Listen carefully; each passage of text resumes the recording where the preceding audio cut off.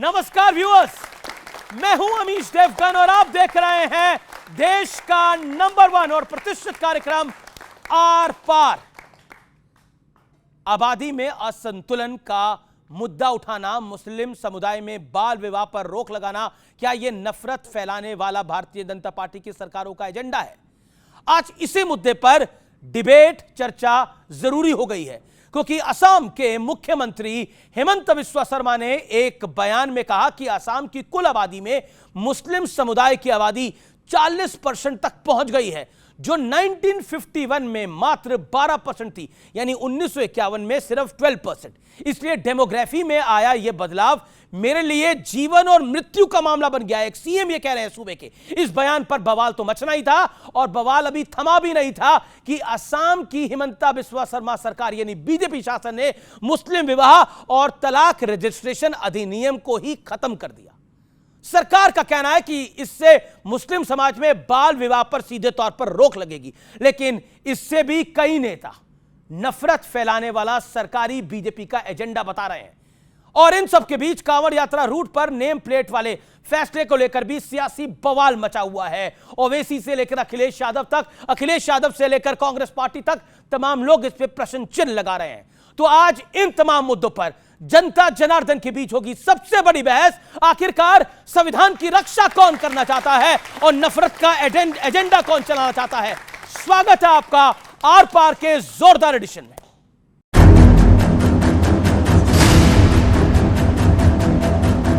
असम की हिमंत बिस्वा शर्मा सरकार ने एक बहुत बड़ा फैसला लेते हुए मुस्लिम विवाह और तलाक पंजीकरण अधिनियम 1935 को रद्द करने के एक विधेयक को मंजूरी दे दी है। हिमंत बिस्वा शर्मा ने इस फैसले को बाल विवाह रोकने में अहम कदम बताया है। असम मुस्लिम मैरिज एक्ट में चाइल्ड मैरिज को इजाजत देता था, तो हमने ये स्क्रैप करके ऑर्डिनेंस लाए थे। अभी वो ऑर्डिनेंस को हम बिल बनाऊंगा। उनको किसी मानसिक चिकित्सक को दिखाना चाहिए। वो व्यक्ति मुझे मानसिक रोगी लगता है। हेमंत कुमार बिस्वा शर्मा वो मुसलमानों से, मुसलमानों के मसाइल से वो दुश्मनी रखते हैं। इससे पहले हिमंत बिस्वा शर्मा के एक और बयान ने सियासी तूफान खड़ा कर दिया। मेरा असम में मुस्लिम पॉपुलेशन 40% हो चुका है। 1951 में 12% था। हम जिला की जिला खो चुका है। हिंदू मुसलमान कर रहे हैं ये लोग, और संविधान को बदलने की जो इनकी नीयत और नीति है उस पर ये काम करना इन्होंने शुरू कर दिया है। उधर पश्चिम बंगाल के बीजेपी नेता शुवेंदु अधिकारी ने भी एक बड़ा बयान दे डाला। हालांकि कुछ घंटों बाद ही उन्हें अपने बयान पर सफाई भी देनी पड़ गई। जो हमारे साथ, हम उनका साथ, सबका साथ सबका विकास बंद करो। It's my personal thinking and opinion, it's not the line of the central government और बीजेपी। ये भाजपा लीडर्स का अंदर में जो घृणा है नॉन हिंदुओं की तरफ, वही वो बता दिया है। और इसी बीच उत्तर प्रदेश में कांवड़ यात्रा के मद्देनजर होटल, दुकानों और ठेलों पर नाम लिखने वाला निर्देश भी विपक्ष के निशाने पर है। हालांकि अब उत्तराखंड सरकार ने भी ऐसा ही निर्देश जारी कर दिया है। ऑर्डर है उत्तर प्रदेश की योगी आदित्यनाथ सरकार का। ऐसा दिख रहा है कि हिटलर की रूह उनमें समा चुकी है। हिटलर भी एक जूडन बॉयकॉट करते थे, इस तरह का बॉयकॉट हो रहा है उत्तर प्रदेश की सरकार की तरफ से। कभी तो जोड़ने की बात करो, कितना तोड़ेंगे? भगवान ना करे अगर एक्सीडेंट हो जाए और डॉक्टर वहां पर मुसलमान हो तो इलाज कराइएगा कि नहीं कराइएगा? पता नहीं क्यों हमारे विरोधी कोई भी विषय होता है वो नाम और पहचान छुपाने वालों के साथ क्यों खड़े हो जाते?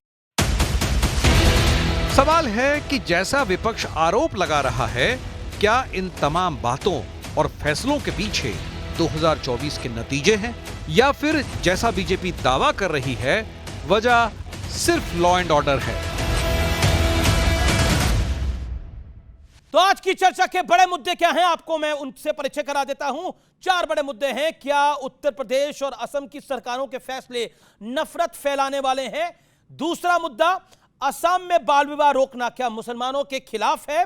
तीसरा बड़ा विषय जो कि महत्वपूर्ण है, जनसंख्या असंतुलन भविष्य के लिए क्या एक बड़ा खतरा साबित हो सकती है, यानी और उसी से जुड़ता हुआ चौथा विषय, डेमोग्राफी में बदलाव राष्ट्रीय समस्या है या पॉलिटिकल यानी राजनीतिक। ये 4 बड़े विषय हैं और जोरदार तालियों से अभिनंदन करिए मेरे युवा मित्रों का। और एक एक करके परिचय करा देते हैं मेरे साथ आज कौन कौन जुड़ रहा है। मेरे साथ गौरव भाटिया है, भारतीय जनता पार्टी के राष्ट्रीय प्रवक्ता, पेशे से सुप्रीम कोर्ट के जाने माने वकील। मेरे साथ फिरोज बख्त अहमद साहब हैं, जाने माने मुस्लिम स्कॉलर हैं, पूर्व चांसलर हैं मौलाना आजाद उर्दू यूनिवर्सिटी के। मेरे साथ राजकुमार भाटी है, समाजवादी पार्टी के वरिष्ठ नेता और प्रवक्ता, जोरदार तालियों से उनका अभिनंदन है। मेरे साथ विवेक श्रीवास्तव है, लेफ्ट पार्टी के नेता, उनका अभिनंदन है। शदाब चौहान है, नेता पीस पार्टी के, जोरदार तालियों से उनका अभिनंदन है। तो इस चर्चा की शुरुआत कर लेते हैं। क्यों लगता है आपको राजकुमार भाटी कि यह नफरत फैलाने वाला एजेंडा है? नहीं, भारतीय जनता पार्टी का प्रमुख एजेंडा नफरत रहता है, ये तो सब जानते हैं जी, जो भी समझदार लोग हैं। अब ये 2024 के लोकसभा चुनाव में भारतीय जनता पार्टी की जो सीटें कम हुई हैं, इनका जनाधार कम हुआ है, इनकी 63 सीटें कम हो गई भारत में लोकसभा में। मोदी जी की जीत का अंतर 1/3 रह गया, 5.5 लाख से 1.5 लाख पे आ गए। तो इससे ये बड़े असमंजस में हैं कि क्या कट्टरता को बढ़ावा दें या कट्टरता को छोड़ें, नफरत की राजनीति को छोड़ें या नफरत की राजनीति को और मजबूत करें, हिंदू मुसलमान करना बंद करें या हिंदू मुसलमान और ज़्यादा करें। ये असमंजस में है, अभी निर्णय नहीं कर पा रहे। इनके कुछ नेता बयान देते हैं कि नहीं हम सब भाई भाई हैं, मिलकर रहना चाहिए। दूसरी तरफ शुभेंदु अधिकारी कहते हैं कि नहीं, अब सबका साथ सबका विकास की जरूरत नहीं है, जो हमारे साथ हम उसके साथ। अब ये जो हिमंत विश्व शर्मा का जो कहना है, देखिए बाल विवाह गलत है। हिमंत विश्व शर्मा ने कुछ डेटास दिए हैं, कुछ फैक्ट्स भी दिए हैं। नहीं, फैक्ट कहां से दिए? 2011 के बाद तो जनगणना ही नहीं हुई देश में। 1951 मोदी जी ने इस देश में पहली बार, जब से जनगणना की शुरुआत हुई है जी, पहली बार ऐसा हुआ है कि 10 साल के बाद जनगणना नहीं हुई है।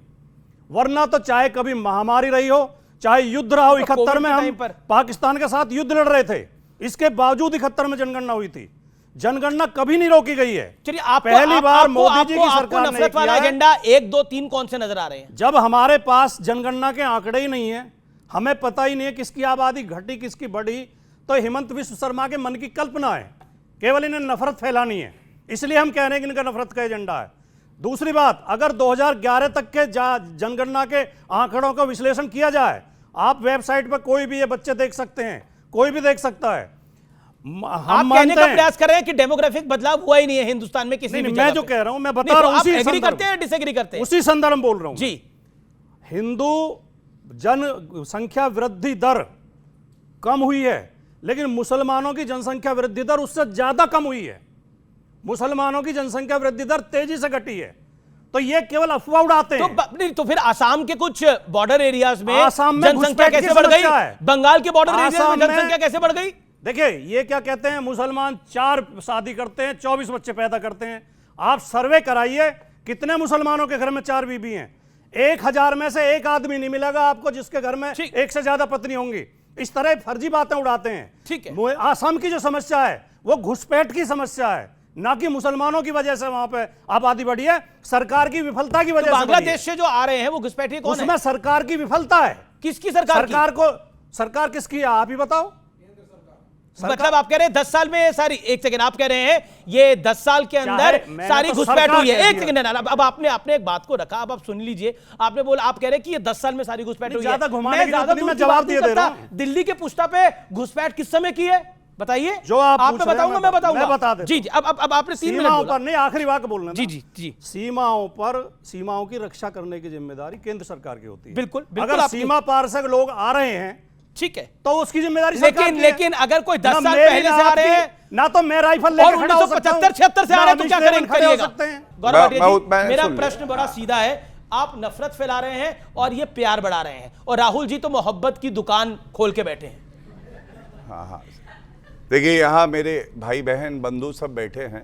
मैं शुरुआत करता हूँ, नफरत कौन फैला रहा है और प्यार कौन फैला रहा है और संविधान कौन जो है पालन कर रहा है। 3 बड़े मुद्दे पिछले 1 हफ्ता में आए, सप्ताह में, जो बड़े हैं, और मैं बड़े मुद्दों पे बता रहा हूँ। पहला, आपने जनसंख्या नियंत्रण पे कहा। जो लोग ये कहते हैं कि भैया देखो बच्चे पैदा करते रहो, ये तो अल्लाह की देन है, इनका पालन पोषण तो सरकार करेगी, ये कौन कहता है? मैं बता रहा हूं, शफीकुर रहमान बर्क, समाजवादी पार्टी के सांसद स्वर्गीय इज्जत से। क्या अखिलेश यादव में दम था? एक बार कहें भैया किस तरह का बयान दे रहे हो? बच्चे पैदा करेंगे, उनके उज्जवल भविष्य की चिंता कौन करेगा? मोदी जी करेंगे, योगी करेंगे, लेकिन आप क्या करोगे? बच्चे पैदा करोगे तो जनता इसे नकार देती है, पहली बात। दूसरी बात जो कहने जा रहा हूं वो ध्यान से सुनिएगा, कान खोल के।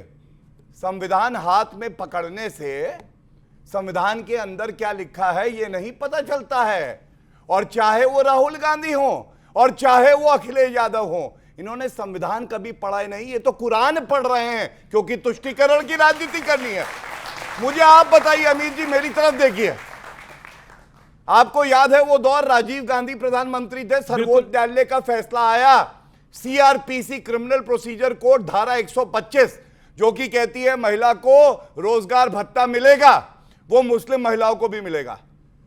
पलट दिया वो फैसला कानून लाके राजीव गांधी ने, और उसके बाद सबसे बड़ी बात है सर्वोच्च न्यायालय का एक और फैसला आया अभी 10 दिन पहले, उसमें कहा मुस्लिम महिलाओं को भत्ता मिलना चाहिए। क्या राहुल गांधी ने एक शब्द बोला? नहीं, दही जम गई। अखिलेश यादव कहां चले गए? नहीं भैया, थर थर कांप रहे हैं, मैं कैसे बोलूंगा, मेरा वोट बैंक खिसक जाएगा। मुस्लिम महिलाओं का असली भाई कोई है तो वो हिंदू नरेंद्र मोदी है, प्रधानमंत्री है, जिन्होंने ट्रिपल तलाक को अपराध बनाया। मुसलमान महिलाओं का कोई भाईजान है तो वो मोदी भाईजान है, आपने बोला, लेकिन ये पीछे तस्वीर चल रही है शुभेंदु अधिकारी की। ये कहते हैं कि ये सबका साथ और सबका विकास की दुकान करो बंद, और फिर जब इनको पकड़ा गया तो उन्होंने बोला देखिए मैंने तो बोल दिया था, ये मेरा निजी विचार है। नरेंद्र मोदी जी ने कहा है सबका साथ, सबका विकास, सबका विश्वास, सबका प्रयास, और हम लोग इसी नारे पे चलेंगे। शुभेंदु अधिकारी का बयान आया और उन्होंने कहा कि मोदी जी की ये सोच है, यही हमारी सोच है, गलत हो तो जो कहे हार जाऊं। अब मैं एक बात कह के अपनी बात को विराम दूंगा। तीसरा मुद्दा जो उठा रहा था बाल विवाह का, आपको मालूम है ये जो संविधान उठा के चलते हैं ये राहुल गांधी पढ़ नहीं पाए संविधान। अखिलेश यादव को संविधान से कोई लेना देना नहीं है। हमारा संविधान कहता है कि लिंग के आधार पे कोई भेदभाव नहीं होगा, पॉक्सो का कानून है। 18 साल से छोटी बच्ची के साथ चाहे कंसेंट भी हो, अगर कोई रिश्ता बनाएगा जिस्मानी तो उसको अपराध माना जाता है। आप मुझे बताइए 18 साल से कम उम्र की जो हमारी बहनें हैं वो गर्भवती हो जाती हैं, और जब हम कानून लाते हैं कि ऐसा नहीं होना चाहिए, उनको पढ़ाई में होनी चाहिए, तो ये लोग आ जाते हैं अल्लाह ने कहा है बच्चे पैदा करो। अल्लाह ने ये नहीं कहा। और अंत करूंगा एक ही बात कह के, भारत है, भारत में भारत का संविधान चलेगा, यहां शरिया कानून नहीं चलेगा। और जो शरिया चलाना चाहता है चोरी पे हाथ कटवा के दिखाए, मैं अपना सर उसके सामने झुका दूंगा। ओके, करके दिखाए। बात करेगा विवेक, ऐसा लगता है कि पॉलिटिक्स ऑफ कन्वीनियंस है। मतलब अगर कोई सही भी करे, हम सब जान रहे हैं कि डेमोग्राफिक बदलाव हुआ है पूर्वोत्तर के राज्यों के अंदर, बंगाल के अंदर तो लेफ्ट के नेता कह चुके हैं, मोहम्मद सलीम कह चुके हैं डेमोग्राफिक बदलाव के बारे में। अगर आपको पढ़ना हो तो आप पढ़ सकते हैं, आपके नेता कह चुके हैं। अब बीजेपी कह रही है कि डेमोग्राफिक बदलाव हुआ है, और इस डेमोग्राफिक बदलाव की वजह से हमने दुनिया के कई शहरों में, वहां पर हम यूरोप के अंदर हम बदलाव देख रहे हैं। क्या आप चाहते हैं उस तरह का बदलाव भारत में हो? नहीं, देखिए बदलाव का क्या मतलब है? क्या हमें यह कहना चाहिए कि अगर एक पर्टिकुलर धर्म की आबादी बढ़ेगी तो ठीक है, दूसरे धर्म की आबादी इसी देश में बढ़ेगी तो गलत है? क्या हम ये कहना चाहते हैं? नहीं, हमारा संविधान कहता है कि सारे धर्म एक बराबर हैं, सारी जातियां एक बराबर हैं। पहली चीज, हेमंता बिस्वा शर्मा क्या कह रहे हैं? एक सेकंड, सॉरी सर, इंटरवीन करो, मैं करता नहीं हूं। हेमंता बिस्वा शर्मा कब कह रहे हैं? आप भली भांति समझ गए हैं, या तो आप अनजान बन रहे हैं या अनजान बना रहना चाहते हैं। हेमंता बिस्वा शर्मा कह रहे हैं 1951 में मुस्लिमों की आबादी 12% थी, आज 40% है। पॉइंट ये है सर, जवाब दीजिए। पहली चीज, भाटी साहब ने भी आपको पॉइंट आउट करा कि जब सेंसस हुआ ही नहीं है, जब काउंटिंग हुई ही नहीं है, डेमोग्राफिक चेंज कहां से, कौन से सेंसस के आधार पे? हेमंत बिस्वा शर्मा ने बोला, मैं बता देता हूं, फ्रॉडगिरी। ये मेरे मित्र, मेरे भाई गौरव भाई यहां बैठे थे, उत्तेजना के साथ इन्होंने मुसलमानों को जोकर डिक्लेयर कर दिया। ये हैं साहब मुसलमान हैं, इनकी भी 4 बीबियां होंगी, पैदा करते चले जाएंगे। नहीं सुनते जाइए, वो नहीं सुनिए, मुसलमान जो है इनके हिसाब से मुसलमान इंजीनियर नहीं है, मुसलमान डॉक्टर नहीं है, मुसलमान लॉयर नहीं है, मुसलमान आईएएस नहीं है, जज नहीं है, आईपीएस नहीं है, सबके सब जाहिल है मुसलमान इस देश में। सब 4 शादियां करते हैं, बच्चे पैदा करते हैं, कहते हैं साहब अल्लाह की देन है, इनकी वजह से हमें खतरा है, हिंदू खतरे में आ गया, हिंदुइज्म खतरे में आ गया। ये नैरेटिव ये दे रहे थे अभी तक बैठे हुए। लेकिन मेरे मित्र ऐसा है नहीं, चीजें बदली हैं। हर समाज ने पढ़ाई लिखाई बढ़ी है, इंटरकास्ट मैरिजेस भी बढ़ी हैं, इंटर रिलीजियस मैरिजेस भी बढ़ी हैं। और ये देश, आप ये क्या करना चाहते हैं? हर दुकान पे लिखो दुकान किसकी है, गुप्ता जी की दुकान, पंडित जी की दुकान, यादव जी की दुकान, दलित की दुकान, मुसलमान की दुकान, शिया की दुकान, सुन्नी की दुकान। आप करना क्या चाहते हैं? मैं बताता हूं क्या करना चाहते हैं। आज से डेकेड्स पहले, सेंचुरीज पहले दक्षिण भारत में डंडा लेकर के घुंघरू बांध करके दलित चलता था ठोकता हुआ और आवाज देता था मैं आ रहा हूं, देखो और अलग हट जाओ वरना मेरी छाया तुम पे पड़ेगी और आप सब अपवित्र हो जाओगे। पर दलित तो ये वापस बांटने की राजनीति है। देखिए अब आप Why do you want the people to know which caste और किस कास्ट की दुकान है? आप क्यों चाहते हैं? लेकिन अगर कोई ढाबा लिख के बैठा हुआ है, अगर कोई संगम ढाबा लिख के बैठा हुआ है, तो वो ढाबा कौन चला रहा है? ओके, जब आपको जानना ही, एक मिनट अभी जी, सबसे पहले ये बताइए, संविधान के अगर आप रक्षक हैं, एक मुस्लिम महिला को भत्ता मिलना चाहिए कि नहीं? प्रश्न नंबर 1। ठीक है, संविधान यूनिफॉर्म सिविल कोड की बात करता है, आर्टिकल 44 क्या लागू होना चाहिए? दोनों से पूछिए, बस 2 सवाल अभी है। ओके, शादाब चौहान, देन फिरोज बख्त अहमद। शादाब चौहान, सबसे पहले जो उत्तर प्रदेश सरकार मुजफ्फरनगर या उस क्षेत्र के अंदर जो फल वालों तो पूरे प्रदेश में ही हो गया। हाँ, पूरे फल वालों के लिए मैं स्पेशली देखिए, ढाबे पे सबके मालिकों का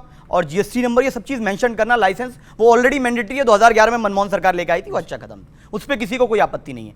लेकिन फल वालों के साथ अगर ये होगा, उसमें एक चीज का डर है, नाम में किसी को कोई आपत्ति नहीं, डर इस बात का है कि एक रेडिकलाइज्ड गुंडों का झुंड है जो मात्र 0.1% है, मैं उनको बहुत ज्यादा तादाद नहीं, वो इसका फायदा उठा करके कांवड़ियों के भेष में, क्योंकि कांवड़िए मैंने जो उत्पाद मचाता है मैं उसको शिव भक्त नहीं मानता, उत्पादी नहीं होते वो, लेकिन उस भेष में कुछ उत्पादी जाकर के उनके साथ बदतमीजी कर सकते हैं, जो रेडिकलाइज्ड लोग हैं, जो लोग ओवैसी पे गोली भी चलाए हैं, जो लोग मॉब लिंचिंग भी किए हैं, जो उन उत्पादी लोगों की वजह से इसका दुरुपयोग होगा और एक लाइसेंस हो जाएगा इनडायरेक्टली कि आप मॉब लिंचिंग करने के लिए ये होगा कि ये इस मजहब का है, जबकि हमारे हिंदू भाइयों की आस्था के अनुसार कोई भी ऐसा कार्यक्रम नहीं है कांवड़ यात्रा के दौरान कि आप गैर मजहबी व्यक्ति के हाथ का भोजन नहीं कर सकते। बहुत से मुसलमान, उसी क्षेत्र से आता हूं, सेवा करते हैं। अब क्या बताइए, बीजेपी के जो अल्पसंख्यक के प्रदेश अध्यक्ष कुंवर बासित अली, क्या वो कांवड़ सेवा का कैंप डाली रखने वालों के साथ नहीं लगा सकते?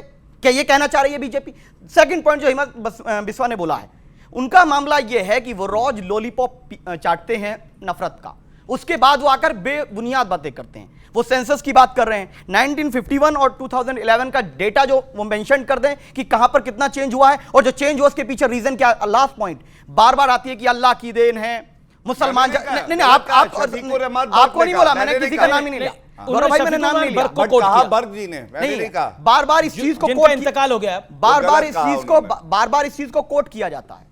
डेटा यह है कि मुसलमानों की आबादी जो है, हमारे जो नौजवान साथी है वो जान लें कि भ्रमित किया जाता है कि वो जो दर है वो रिड्यूस हुई है, बढ़ी नहीं है। दूसरी बात, 4 की बात कर रहे हैं, मैं चुनौती के साथ कह रहा हूं कि किसी के 2 ढूंढना मुश्किल हो गया, 1000 में 2 नहीं मिलेंगे, यहां तो 1 नहीं है, आप 4 की बात कर रहे हैं। चलिए, आपका दुख अलग है, आपका दुख अलग है, उसका निदान कैमरे के थ्रू काफी लोग कर देंगे। मैं निवेदन करूंगा इनका दुख भी दूर करा जाए।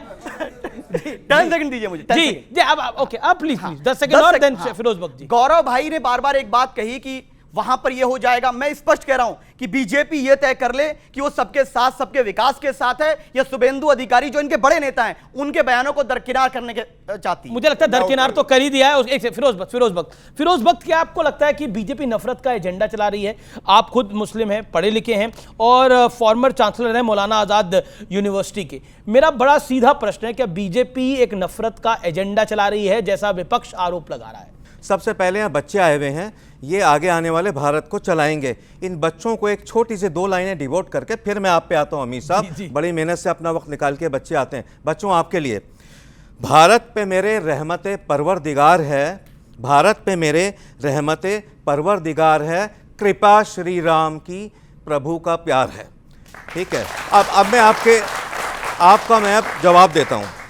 देखिए ऐसा है, जहाँ तक ये कहा जाता है कि क्या भाजपा नफरत की राजनीति चला रही है, मेरे ख्याल से ऐसा नहीं है। नफरत का एजेंडा तो कोई लेके नहीं चल सकता। एक मॉडल चल रहा है, सबका साथ, सबका विकास, सबका विश्वास, सबका प्रयास, ये शुरू से ऐसे चल रहा है, आगे तक ऐसा चलता रहेगा। पहली बात, जो लोग ये कहते हैं कि भाजपा नफरत की राजनीति कर रही है, ठीक है, ऊंच नीच हो जाती है, उल्टी सीधे आवाज़ें आ जाती हैं। बहुत बड़ा देश है, 150 करोड़ लोग हैं, उन आवाज़ों को कोई ध्यान नहीं देता। आप कहने का प्रयास क्या कर रहे हैं? मैं कहने का प्रयास ये कर रहा हूँ कि जो भाजपा है नफरत की राजनीति नहीं कर रही है। अगर शुभेंदु जैसी कोई आवाज़ आ जाए, या even our very respected esteem prime minister भी अगर कोई हिंदू मुस्लिम की बात कर लें, तो परिपक्व जनता है, उस बात को कोई ध्यान नहीं देता। लेकिन मैं आखिर में एक बात ये कह के इजाज़त लूँगा, तमाम हिंदुस्तान के मुसलमान इस बात को जानते हैं कि उनका सबसे अच्छा दोस्त हिंदू है और सबसे अच्छा मुल्क जो है वो हिंदुस्तान है। उसी तरह से हमारे बिरादरान वतन हिंदू भाई भी ये जानते हैं कि जो मुसलमान है हिंदुस्तान का, वो राष्ट्रवादी है, वो संस्कारवादी है, वो देशभक्त है और वो देश को चाहने वाला है। तो फिर ये असम के सीएम का जो फैसला है, इसका विरोध क्यों है? देखिए ऐसा है, असम फिर जो यूपी का फैसला है, इसका विरोध क्यों है?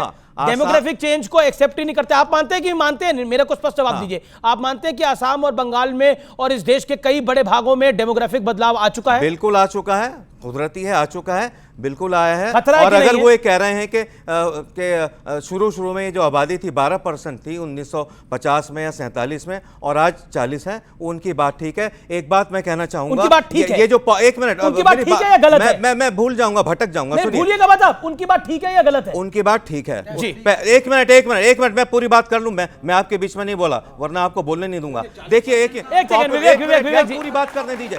एक मिनट मैं बोलने नहीं दूंगा, मेरा गला खराब है। आप, मेरे पास लंग पावर नहीं है। Population bomb is more dangerous than nuclear bomb. इसको कंट्रोल करना पड़ेगा। अगर इसको नहीं रोका गया तो ये बड़ी गलत। और एक बात की अब आपने बोला राजकुमार भाटी का जवाब जरूरी है। राजकुमार भाटी, कहीं मंदिर की कहीं मस्जिद की हम तख्ती लगा बैठे, हमें एक घर बनाना था मगर हम क्या बना बैठे।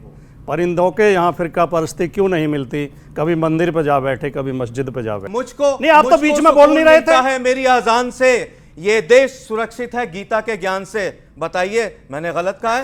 ओके, अब जवाब। मंदिर में दाना चुगकर चिड़िया मस्जिद में पानी पीती है। मैंने सुना है राधा की चुनरी कोई सलमा बेगम सीती है। एक रफी था महफिल रघुपति राघव गाता था। एक प्रेमचंद बच्चों को ईदगाह की कहानी सुनाता था।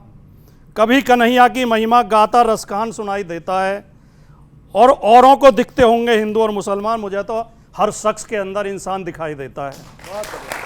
ये जो आज कांवड़ मार्ग पे हो रहा है, ये उसकी परिणति है। अभी इधर से कहा गया, आपने भी हाँ मिलाई कि बीजेपी नफरत की राजनीति नहीं करती। ये जो आज कांवड़ मार्ग पे हो रहा है, ये जो 2 साल पहले 2.5 साल पहले दिल्ली में बीजेपी के सांसद प्रवेश वर्मा ने खड़े होकर मीडिया के सामने भाषण दिया था और ये कहा था, हिंदुओं मुसलमानों की दुकानों को बहिष्कार करो, उनसे कोई सामान मत खरीदो और ये जहां दिखाई दें इन्हें पीटो। उस समय देश के प्रधानमंत्री ने उनके कान मेट दिए होते उसी समय और कह दिया होता इस खिलाफ मुकदमा दर्ज करो, इसे जेल में डालो, ये भारत में नफरत फैला रहा है, तो आज ये नौबत ना आती जो आज आई है। मैं कहना चाहता हूं कि देश की आजादी के बाद सारे नेताओं ने, सबने मिलकर पर नाम छुपाकर क्या होगा? हाँ, नाम छुपाकर, कागज छुपाकर क्या हासिल हो जाएगा? वही मैं बता रहा हूं जी। नाम नहीं बताएंगे, कागज नहीं दिखाएंगे। सबसे बड़ा आंदोलन था वो ये था कि जातीय भेदभाव दूर हो, छुआछूत दूर हो और हिंदू मुस्लिम के अंदर प्रेम मोहब्बत बढ़े, हिंदू मुसलमान की दूरियां दूर हों। और समाजवादियों ने, जिसमें डॉक्टर लोहिया का नाम फेमस है, उन्होंने आंदोलन चलाया था कि नाम भी ऐसे होने चाहिए कि नाम से पता ही ना चले कि हिंदू है मुसलमान है, और पहचान भी होनी चाहिए। कोई ये पहचान लेकर ना चले कि मैं कौन से धर्म का हूं। लेकिन अब धीरे धीरे वो नेता तो चले गए, अब ऐसे नेता कुर्सियों पर बैठे हैं जो उस पहचान को वापस कायम करना चाहते हैं। तख्ती लेकर चलो, मैं सलीम हूं, मैं इरफान हूं, मैं रफीक हूं, मैं विष्णुदत्त हूं, मैं रघुवीर हूं, तख्ती लेकर चलो। अगर यही आप बताइए, एक आपने काफी अच्छी बात बोली और काफी इंपॉर्टेंट बात बोली। मैं आपसे जानना चाहता हूं, कोई ये बोले कि मैं संगम में मतलब मेरा नाम कुछ और है और मतलब अपना नाम कुछ और बोले और पीछे कुछ और हो, यानी आइडेंटिटी छुपाकर चले, क्या वो जायज़ है? नहीं, आपको जरूरत क्या पड़ी है ये पहचान करने की कि हिंदू है मुसलमान है? आप क्यों इतनी आपके अंदर नफरत है कि आप उसकी पहचान किए बिना इस देश में? और बताऊं, बंबई में गणपति बाप्पा मौर्य की मूर्तियां बनती हैं, उनमें बहुत सारे मुस्लिम कारीगर हैं जो उन्हें बनाते हैं। जो मैंने अभी कहा मथुरा में, ये केवल कविता नहीं है, राधा की चुनरी को सलमा सीती थी, अखबार में खबर आई थी। तो ये जो मुसलमान हिंदू मिलकर पूजा करते, किसी मुसलमान के छूने से क्या हम अपवित्र हो जाएंगे? उसके हाथ का खाना खाने से क्या? बिल्कुल, जैसे मिठाई को अगर मिठाई को भगवान पे भोग लग जाए तो प्रसाद समझ के सबको खा लेना चाहिए। ईद की सिवैयां मुसलमान क्या हिंदू दुकानों से नहीं खरीदते? जवाब की दुकान है। ये देश में खाई क्यों पैदा कर रही है भारतीय जनता पार्टी की सरकार? ये बार बार विपक्ष आरोप लगा रहा है, राहुल जी, अखिलेश जी, और लगातार ये बात कह रहे हैं। पहली बात इन्होंने कहा कि राम मनोहर लोहिया जी ने कहा था कि पहचान नहीं दिखानी हिंदू मुस्लिम की। अच्छा, डॉक्टर राम मनोहर लोहिया, अरे अखिलेश यादव तो जालीदार टोपी लगाए बैठे हैं, ये तो हिंदू है। क्या आदमी है भाई डॉक्टर राम? विवेक अनफेयर है, विवेक, ये दिस इज टोटली अनफेयर। विवेक जी, उन्होंने 3 मिनट बोला, अब उनको गिव हिम, उनको कम से कम फेयर। वो त्योहार में बैठे हैं ना, एक मुसलमान हिंदुओं के मंदिर में आएगा तो वैसी वेशभूषा करेगा। आप समाजवादी पार्टी में तो नहीं आए, वो तो रेस्पेक्ट है। अब देखा, एक तीर लगता है, तड़पने लगते हो, तीर निशाने पे लग गया। अरे भैया, सुनते हैं, जवाब देते हैं, आप बुरा क्यों मानते हैं? ठीक है, दूसरी बात इन्होंने कही, देखिए राधा की चुनरी सलमा चुनती थी और सिलती थी, तो मैं ये पूछूंगा, मुजफ्फरनगर दंगे हुए, वहां पे राधा के साथ भी गलत हुआ और सलमा के साथ भी गलत हुआ। 2013 की बात है, सर्वोच्च न्यायालय का जजमेंट है। मोहम्मद हारून, 1800 परिवार जो सलमा के थे उनको 5 लाख रुपया दिया, लेकिन राधा के परिवार को कुछ नहीं दिया। ठेंगा, ये कौन सी पद निरपेक्षता है? पहले तो ये अखिलेश यादव से पूछ के बताइएगा। अगर मुलायम सिंह यादव जी ने कान खींच दिया होता तो ठीक हो गए होते।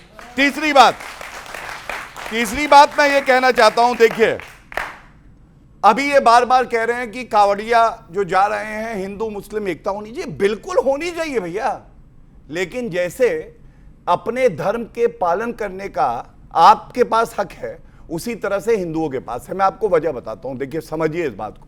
किसी को मुसलमानों से दिक्कत नहीं है, लेकिन जो लोग व्रत रखते हैं, जो लोग जल रह के पूरी कावड़िया यात्रा करते हैं, वो ऐसे स्थान पे हो सकता है नहीं चाहते कि उस वक्त खाएं, जिनको नहीं समझ है कि किस तरह से व्रत रखा जाता है, मांसाहारी और शाकाहारी में क्या फर्क है। ये वही है, ध्यान दीजिएगा। जो लोग आज कह रहे हैं ये ऐसा क्यों हो रहा है, उनसे कहो जो हलाल का मीट है वो बंद करो और झटका बंद करो। क्यों नहीं करते आप बताइए मुझे? सारा मीट एक है, हलाल भी बंद करो, झटका। ये क्या है? देखिए इसको सकारात्मक लीजिए। ये हर धर्म की जो आस्था है, जो उसका अपना आप भी, वो भी कह रहे हैं कि अमीश देवगन तुम पॉजिटिव सोचो, आप भी कह रहे हैं सकारात्मक। मैं कह रहा हूं, मैं तो सवाल पूछ रहा हूं सर। हाँ, मेरे सवालों को भी लीजिए। आपके सवालों पे ही ये उत्तर है। आप देखिए बहुत गहरी बात कह रहा हूं, आप समझे? जी। धार्मिक आस्था किसी की भी है, शादाब भाई की भी है। मैं जानता हूं कि इनकी भावना को ठेस किस चीज से लगेगी। अगर कुछ समय हम उसका पालन करके सुनिश्चित करें कि इनकी भावना को ठेस ना लगे, तो इसमें कौन सा हिंदू मुस्लिम है? हिंदू मुस्लिम कहां है मैं आपको बताता हूं। हिंदू मुस्लिम ये है, शादाब भाई सब कुछ अभी समझा रहे थे। नफरत, देखो इनकी दिक्कत कुछ और है, वो कह रहे कई जगह तो 4 हो रही है, इनकी एक भी नहीं हो रही है। उनकी दिक्कत दूसरी है, और एक आपने इनको बड़ा छोटा भाई माना, तो दिक्कत दूर करिए इनकी आप। प्रभु श्री राम के सामने नतमस्तक होके हाथ जोड़ के कहूंगा, मेरे भाई की एक शादी बहुत बढ़िया जल्दी कराए, और ये मुझे बुलाएंगे, मुझे ये भी यकीन है। लेकिन मैं एक बात कह रहा हूं, देखिए नफरत फैलाना क्या होता है, और मुझे ये उम्मीद है जब मैं ये पढ़ूंगा तो शादाब भाई आज माफी मांगेंगे। नफरत फैलाना ये होता है जब इन्हीं के शब्द हैं, हिंदुत्व के नशे में डूबकर, सनातन संस्कृति को भूलकर, भगवा चोला ओढ़े गुंडों की फौज, मुसलमानों से नफरत में अंधी होकर। ये क्या होता है, भगवा चोला ओढ़े नफरत की आंधी? मतलब देखिए हिंदुओं को आपने ऐसा कहा। और दूसरा इन्होंने कहा, ये आप देखिए एक फुटपाथ है, उस पर कुछ बना हुआ, कह रहे शिवलिंग है ये, इसको भी सील करिए। अब मैं एक बात बोलूंगा, और बड़ा भाई होने के नाते एक सलाह दूंगा। जैसे इनके लिए कुरान पावन है, हमारे लिए शिवलिंग पावन है। और हिंदुस्तान की असली पहचान ये होगी कि कुरान पे आंच आए तो गौरव भाटिया खड़ा हो जाए और शिवलिंग पे आंच आए तो शादाब खड़ा हो जाए। अगर आप ऐसे ट्वीट करेंगे तो फिर जो है बात बड़ी बहुत महत्वपूर्ण आपने बात बोली। राजकुमार भाटी 30 सेकंड चाहूंगा। चाहे तर्क कुछ भी कर लें, कुतर्क कर लें, चाहे बात को कूद कूद के कह लें या शालीनता से कह लें, अब आप अपना केवल अर्थ एक है कि हम मेल मिलाप की बात कर रहे हैं, वो नफरत की बात। क्या नफरत की बात करी? बीच में न बोलने की तय थी, ठीक है, बीच में न बोलने की तय थी। हम कह रहे हैं कि भाईचारा होना चाहिए। जहां ईदगाहों में ईद के दिन नमाज पढ़ने मुसलमान जाते हैं, उनके बाहर भी हिंदुओं की दुकानें होती हैं और वो पूरे प्यार मोहब्बत के साथ उनसे सामान खरीदते हैं। जहां से कांवड़ लेके चलते हैं 100 किलोमीटर तक, कम से कम 100 जगह मुसलमान उनकी सेवा पर हेमंत बिस्वा शर्मा से पूछा गया, पर हेमंत बिस्वा शर्मा से पूछा गया, उन्होंने बोला किसी के लिए विषय है नहीं है, मेरे लिए तो जीवन। 20 सेकंड हुए हैं। जी 30 सेकंड तो होना होगा। मुजफ्फरनगर दंगों का जिक्र आया तो मैं एक महापुरुष की बाइट सुनवा देता हूं मुजफ्फरनगर दंगों के बारे में। गौरव भाटिया की बाइट आप सुना रहे हैं। देश में सौहार्द बिगड़े और जगह पर गौरव भाटिया की ऐसा ही मिलता जुलता चेहरा है। कह रहे हैं आरएसएस और बीजेपी साजिश करती है, किस तरह सौहार्द बिगड़े, किस तरह दंगे हो, किस तरह नफरत फैले। ये 2014-13 की बाइट है जब मुजफ्फरनगर में दंगे हुए थे। ठीक है, ओके। गौरव भाटिया का जवाब जरूरी है। मैं पूछूंगा आपको 10 सेकंड। मेरी बाइट सुना रहे हैं, मेरी बाइट छोड़िए। पहले मुलायम सिंह यादव जी क्या कहते थे अखिलेश यादव के लिए, वो सुनिए। वो बड़े नेता आपकी पार्टी के रहे हैं। उन्होंने सलाह दी थी, बाइट भी है, चला सकता हूं, लेकिन उन्होंने कहा आपने हमें कहीं नहीं रखा अखिलेश जी, इतनी सुविधाएं। मैं दिल्ली में जाना चाहता था ताकत के साथ, आपने 5 लोकसभा दी। मैंने आदेश दिया था पार्टी का कि हार के कारण पार्लियामेंट क्यों हारे, तो आप रिपोर्ट मुझे दीजिएगा। 1 साल बीत गया अखिलेश जी, आपने मुझे रिपोर्ट नहीं दी। ये मुलायम सिंह यादव कह रहे हैं। देखिए सुनिए, इसमें कुछ गलत है। इसमें फर्क क्या है मैं बताता हूं। राजनीतिक सलाह समीक्षा कर रहे हैं, बोल रहे हैं, इसमें कुछ गलत है। जी मैं उनको भी टोक रहा हूं। वो समाज समझा रहे अभी देखना, थोड़ी देर में ईंट फेंकनी शुरू करेंगे। नहीं, ईंट कोई नहीं फेंक रहा। नहीं लग रहा है। अच्छा देखिए, इतनी बौखलाहट आ गई। मैंने 10 साल में देखा है ईंटें फेंकी इन्होंने, मोदी जी ने इकट्ठी करी और पुल बना दिया विकास का। ये फर्क है। सुनिए गिरे कौन है अब आपको बताइए। बच्चों मैं आपको एक बात दिखाता हूं, ये समाजवादी पार्टी का मैनिफेस्टो है। हिंदू मुस्लिम कौन करता है? यहां पे लिखा है मुस्लिम नौजवानों पे झूठे मुकदमे लगाए गए हैं आतंक के, और हम सब वापस लेंगे अगर सरकार आएगी, और प्रयास भी किया। आप मुझे बताइए, एक आतंकी पर हाईकोर्ट ने वापस नहीं लेने दिया था। हाईकोर्ट नहीं रोका, ये तो चालू हो गए थे लेना। यही तो बताना चाह रहा हूं, आतंकी अगर मुसलमान है तो इनका बच्चा है पुचकारेंगे, और अगर हिंदू है, सहिष्णु है, तो वो आतंकवादी बता देंगे, जैसे कि कांग्रेस ने बताया।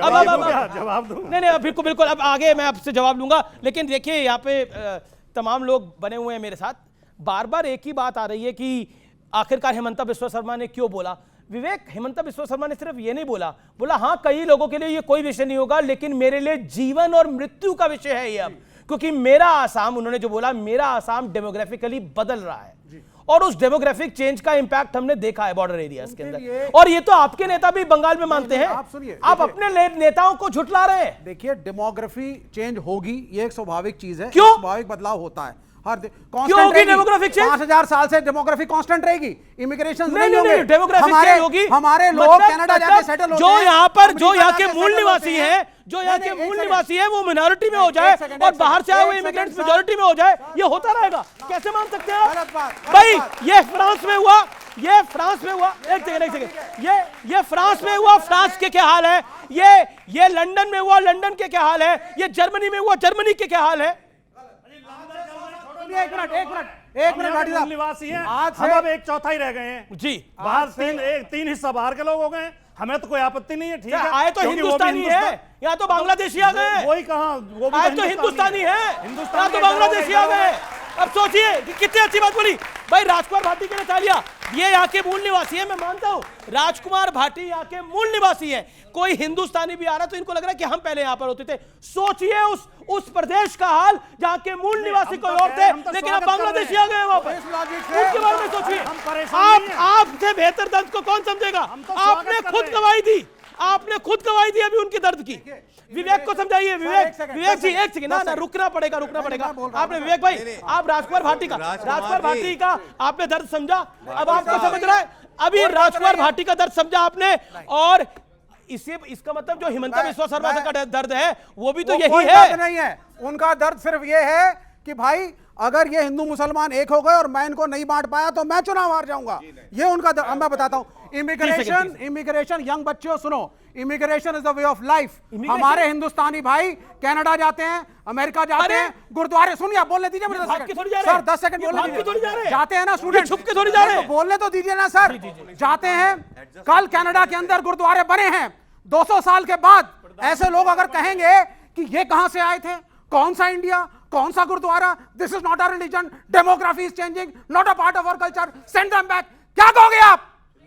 Immigration is a way of life. Immigration is a way of life.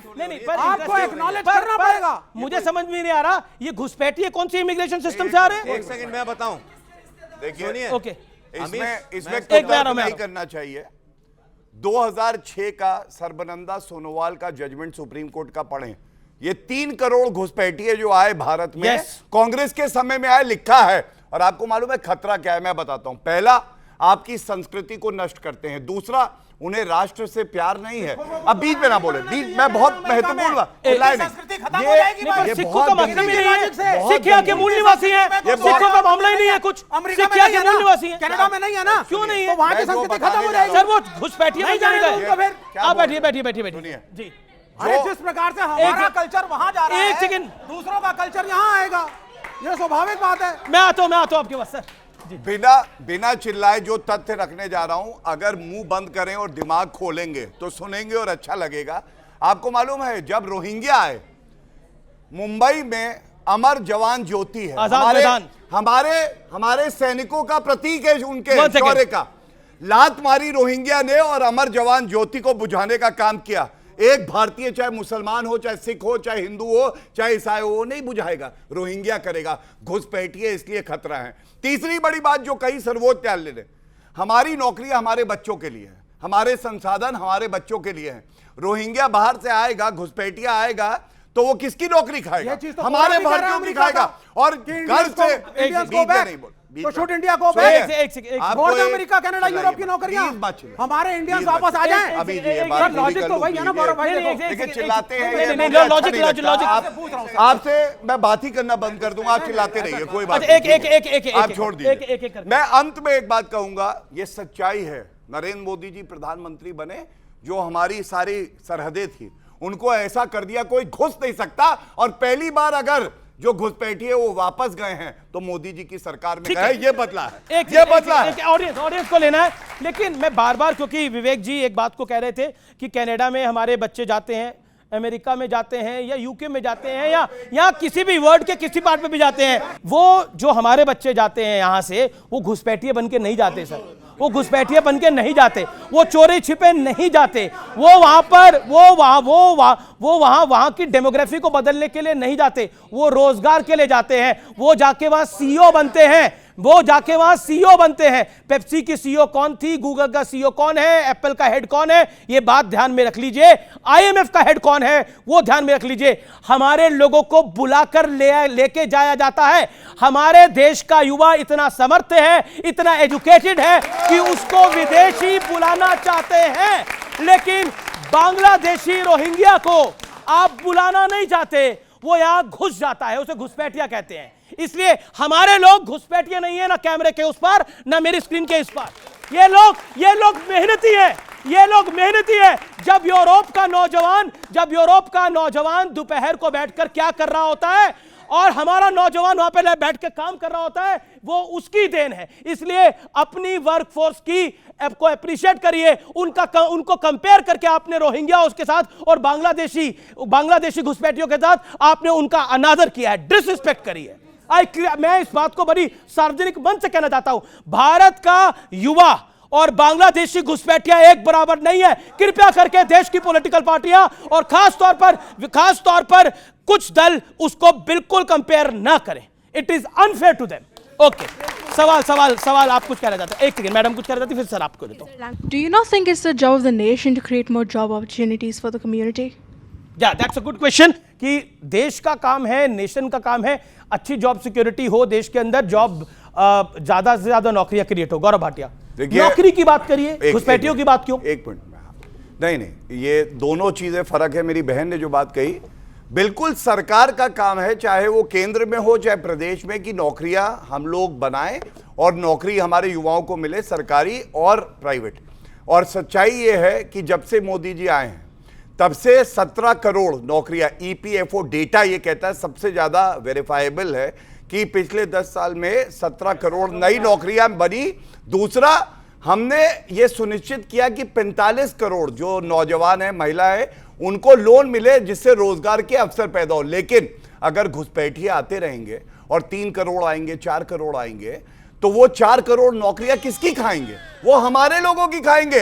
इसलिए घुसपैठ भी रोकी और नौकरियां का भी सृजन किया। ये है नरेंद्र मोदी जी की पॉलिसी, जिसके साथ हम लोग खड़े हुए हैं। जी, और मैं बताना चाहता हूं, देखिए ममता बनर्जी अब क्या कह रही हैं वो हम सबके सामने है, लेकिन 2005 में पार्लियामेंट में उन्होंने बोला था ये घुसपैठिए हमारे लिए चुनौती बन खतरा है, खतरा हमारे लिए, हमारे मुल्क के लिए आपदा है। ये एग्जैक्ट वर्ड पार्लियामेंट में 2005 में ममता बनर्जी ने यूज करा था, और जब स्पीकर ने उनकी बात नहीं सुनी थी वो गुस्से में आ गई थी, उन्होंने स्पीकर के ऊपर पेपर डाल के फेंके थे। और सोमनाथ चटर्जी जब स्पीकर होते थे, आपको विवेक भाई याद होगा, जी, और ये सबसे बड़ी बात है। मैं ये पूछना चाहता हूं कि कश्मीर के अंदर जब डेमोग्राफिक चेंज हुआ तो क्या सब सोए हुए थे? पहली बात। दूसरी बात कि धार्मिक अनुष्ठान है कावड़ ले जाना, उसके अंदर धर्म के अनुसार चलने के लिए आप लोग, अगर योगी जी ने नाम लिखने को कह दिया तो नाम छुपाने की जरूरत क्या है? मेरा सवाल ये है कि नाम छुपाने में दिक्कत क्या है? अगर वहीं आरक्षण की बात आ जाए, अगर बोले कि आप दुकान लगाइए आपको सब्सिडी मिलेगी, नाम दिखाइए, तो ये लोग लाइन में खड़े हो जाएंगे। अगर वहां पे सामने दुकान पे बोर्ड लगा के बोल रहा है तो दिक्कत क्या है? और कहाँ सिर्फ नाम लिखने के लिए बोला गया ना, कहाँ बोला गया कि नहीं वहां से नहीं खरीदना है? कोई बोला है ऐसा कि वहां अगर मुस्लिम का है या दूसरे किसी का है तो नहीं खरीदना? छोटा सवाल, छोटा। हाँ, जी आपने बोला कि मतलब नाम छुपाने वाला, तो नाम है तो वो मेरी पहचान है, उसे छुपाने की कोई ज़रूरत नहीं है, ठीक है? प्राइड होना चाहिए आपको आपके नाम पे, आप जो भी हैं जैसे भी हैं। लेकिन सर मेरा प्रॉब्लम ये है कि अभी बीच में इतनी वीडियोस वायरल हुई थी, हमारे गौ माता जिन्हें हमें पूछते हैं उनका सर काट के लटका देना, सब कुछ करना, और आप सोच रहे हैं कि हमारे कांवड़ यात्रा पे हम उनके हाथ का खाएंगे? क्यों आप लोग विश्वास कर सकते हैं? भारत में आज भी गोहत्या करना कुछ जगहों पर अपराध नहीं है, लेकिन मैं आपको बता दूं कि उत्तर प्रदेश के अंदर यह गैर कानूनी, अगर जो कोई करता है उसको सजा मिलती है, और जो मुसलमान मांसाहारी है वो गो मांस को खाना पसंद ही नहीं करता है। कौन संविधान की रक्षा कर रहा है और कौन नफरत का एजेंडा चला रहा है, आज इस बड़े सवाल पर हम चर्चा कर रहे हैं। गौरव भाटिया, प्रियंका गांधी कह रही है कि योगी आदित्यनाथ की सरकार का जो फैसला है ये बहुत गलत है और ये डिस्क्रिमिनेशन है, और अगर योगी आदित्यनाथ की सरकार को ये फैसला तो वापस लेना ही चाहिए। जिन अधिकारियों ने भी ये निर्णय लिया है उन पे सख्त से सख्त कार्रवाई होनी चाहिए। यानी प्रियंका गांधी वाड्रा ने कहा है कि ये कानून वापस लिया जाए। गांधी परिवार डायरेक्ट कूद गया इस पूरे मामले में। गांधी परिवार कूदने के अलावा काम ही क्या करता है? हिंदू आतंकवाद कह देता है, इस पे टिप्पणी कर रहे हैं। मैंने कहा ना, राहुल गांधी और प्रियंका वाड्रा गांधी वो बंटी बबली हैं जिन्होंने संविधान पढ़ा ही नहीं है, उनको पता ही नहीं संविधान में क्या लिखा है। बड़ी जिम्मेदारी क्या कार्रवाई होगी जिन्होंने ऐसा फैसला लिया ऐसे अधिकारियों पे? सुनिए मेरी क्या वापस लेंगे आप दबाव में? क्योंकि पिछले कुछ दिनों में आपने कई फैसले वापस लिए हैं। मेरी बात सुनिए, क्योंकि आपका यूपी में जब मैं आ रहा था तो पहले तो वो फैसला एक अधिकारी ने लिया था, अब तो सरकार ने लिया है। लेकिन एक बात बताइए, कहीं ऐसा तो नहीं है कि उत्तर प्रदेश के अंदर इन फाइटिंग चल रही है जैसा ऑपोजिशन कह रहा है, उससे ध्यान हटाने के लिए, उससे ध्यान भटकाने के लिए ये खेल खेला गया है? अमीर जी, मैं एक बात जरूर कहना चाहता हूं, आपके इस प्रश्न का उत्तर देके वो बात कहना चाहूंगा। हमारे बीच में नहीं है कोई झगड़ा, आज भी अखिलेश से बहुत ज्यादा है योगी आदित्यनाथ जी तगड़ा, याद रखिए, समझ लीजिए। आप सुनिए, जो मैं आपने विराम लगा दिया, अरे आपने सारी बातों पे विराम लगा दिया। योगी ही उत्तर प्रदेश में उपयोगी हैं आप कह रहे हैं। ओके भाटिया साहब मुझे कहने भाटी जी कुछ कहना चाह रहे हैं। देखिए इनकी जरूरी है, देखिए इन्होंने 2017 में बड़ा कुछ झेला है जी। नहीं, इन्होंने एक तुकबंदी बोल दी और आपने ताली बजा दी, लेकिन कितना तगड़ा मैं बता देता हूं। नहीं, योगी जी मुख्यमंत्री है भैया, आधा कौन है? अखिलेश यादव। अब ये इतना तगड़ा है, राजकुमार भाटी। योगी जी, सारी पुलिस, सारा प्रशासन, पूरा मंत्रिमंडल पूरे यूपी के गुंडे बदमाश सारे पूंजीपति लगा के 33 सीट जीत गए। अखिलेश यादव 37 सीट जीत गए अपने अकेले दम पे। दूसरी बात और सुनो, इनके पूर्व कैबिनेट मंत्री बीजेपी के वरिष्ठ नेता हैं मोती सिंह कह रहे हैं कि मैंने 45 साल के जीवन में थाने तहसील में इतना भ्रष्टाचार नहीं देखा जितना योगी के शासन में देखा। इतने तगड़े हैं योगी जी। योगी आदित्यनाथ जी कितने तगड़े हैं मैं बताता हूं। 2012 में पिताजी ने अपने पुत्र को विरासत में गद्दी दी, 2017 में खो दी। विरासत में गद्दी मिलती है, बुद्धि नहीं मिलती है। लेकिन योगी आदित्यनाथ जी ने बीच में ना बोले। अब आप देख रहे हैं ये जो 37 आग लगी हुई है, आग लगी है। सुनिए, मुझे हर बार टिकट मिलता है, मुझे हर बार हार जाते हैं। आपके मुंह से टिप्पणी की उम्मीद नहीं थी। इतनी हल्की टिप्पणी आप कैसे बात कहना चाहूंगा। मुझे हर विधानसभा चुनाव में टिकट मिलता है। 12 में मिला, 17 में मिला, 22 में टिप्पणी करी, उन्हें हर विधानसभा में टिकट मिलता है। वही बीच में बिना मांगे हर बार टिकट मिलती है। योगी आदित्यनाथ जी वो व्यक्ति हैं जिनको 2017 में मुख्यमंत्री जनता ने बनाया और काम किया, निष्ठावान है। प्रभु राम का आशीर्वाद मिला। 2022 में पुनः मुख्यमंत्री जनता ने बनाया। किसी विरासत की गद्दी को नहीं उन्होंने संभाला। और सुनिए, योगी जी का जब बुलडोजर चलता है ना, तो जितने अपराधी है थर-थर कांपते हैं। ये गले लगाते थे मुख्तार अंसारी को, नेस्त नाबूद कर दिया योगी आदित्यनाथ जी ने। याद रखना, ये योगी आदित्यनाथ। फिरोज बख्त अहमद, क्या आपको लगता नहीं है कि नौकरी की बात होनी चाहिए, बेरोजगारी की बात होनी चाहिए, महंगाई की बात होनी चाहिए, लेकिन यहां पर अगर डिवाइसिव एजेंडे की बात होगी तो काम कैसे चलेगा, देश कैसे आगे बढ़ेगा? नहीं, बिल्कुल सही आप बात कह रहे हैं। सारी बातें होनी चाहिए। और साथ ही साथ में देखिए, कांवड़ यात्रा पे प्रोग्राम शुरू हुआ था, उस बच्ची ने एक बड़ा अच्छा मुद्दा उठाया था। उसने ये कहा था कांवड़ भी हम सब अपने सात्विक तरीके से चलते हैं, मुसलमान भी हिंदू भी। वो ऐसे हाथों से चीज़ नहीं लेना चाहते जिन्होंने मांस पकाया हो, कुछ किया हो। मैं भी एक बात कहना चाहता हूँ आपसे। देखिए, मैं गाय के दूध पे पला हूँ। मेरी माँ के दूध कम उतरता था, मैं गाय के दूध तो पीता था, उससे बड़ा हुआ हूँ। गाय मेरी माता की तरह है। और दारुल उलूम देवबंद हर साल बकरीद से पहले फतवा निकालता है कि गाय का वध ना करो, गाय हिंदुओं की प्यारी है, माता है। और बहादुर शाह जफर ने भी ये फतवा निकाला था कि गाय का वध मत करो, ये हिंदू भाइयों के लिए। हमेशा से हमारी जो विरासत है, साझा विरासत रही है। और भाटी साहब, और आपके लिए एक शेर, और साथ में आपके लिए अमीश, कोई मुश्किल नहीं है हिंदू या मुसलमान होना। भाटी साहब खासतौर से कोई मुश्किल नहीं है। के साथ काहे मिला देते हैं बार बार? कोई बात नहीं, अरे सुन तो लो, बोलने दो ना। कोई मुश्किल नहीं है हिंदू या मुसलमान होना बच्चों। हाँ, बड़ी बात है इस दौर में इंसान होना। हम सब इंसान हैं, हम चारों जो है we are on the same side of the table. हम अलग अलग नहीं बैठे, अंदाजे बयां अलग है कहने का। हम सब इंसान हैं, हम सब मर्यादा पुरुषोत्तम को मानते हैं, अल्लाह को मानते हैं, prophet Muhammad peace be upon. हम सब एक साथ मिलकर बहुत बहुत शुक्रिया आपका हमारे साथ जुड़ने के लिए। लेकिन क्योंकि अखिलेश यादव ने मॉनसून ऑफर दिया था, तो केशव प्रसाद मौर्य ने उस मॉनसून ऑफर का जवाब ऐसे दिया कि मॉनसून ऑफर को 2027 में 47 पर जनता और कार्यकर्ता फिर समेटेंगे। एक डूबता जहाज और समाप्त होने वाला दल, जिसका वर्तमान और भविष्य दोनों खतरे में है, वो मुंगेरी लाल के हसीन सपने देख रहा है। यानी बीजेपी इस हफ्ते के अंत तक उत्तर प्रदेश को सॉर्ट आउट कर पाई है। इसीलिए गौरव भाटिया ने भरे कार्यक्रम में बोला कि योगी आदित्यनाथ है तगड़ा, इसके अपने तरह से बहुत मायने हैं। तो फिलहाल आज के इस विशेष कार्यक्रम में इतना ही। आपने आर पार को इतना प्रेम दिया, एक बार फिर देश का नंबर 1 शो बनाया, इसके लिए धन्यवाद। और आपार समर्थन आपने आर पार को दिया, इसके लिए आपका विशेष धन्यवाद। आपका बहुत बहुत धन्यवाद मेरे युवा मित्रों का, मेरे मेहमानों का बहुत बहुत शुक्रिया। फिलहाल आर पार में इतना ही। जय हिंद, वंदे मातरम।